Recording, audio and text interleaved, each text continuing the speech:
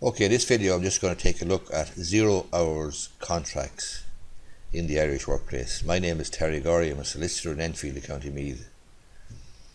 The only reference in Irish law to 0 hours contracts is in Section 18 of the Organisation of Working Time Act of 1997, and it describes a situation where an employee whose contract of employment operates to require the employee to make himself or herself available to work for the employer in a week for a certain number of hours, or as and when the employer requires him to do so.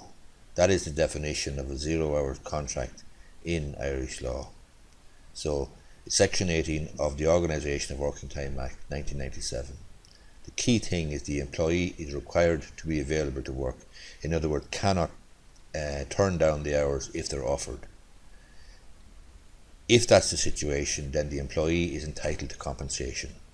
The employee is entitled to be paid for 25% of the hours they were required to be available, or 15 hours pay, whichever is the smaller. So 25% of the hours they're required to be available, or 15 hours pay, whichever is the lesser.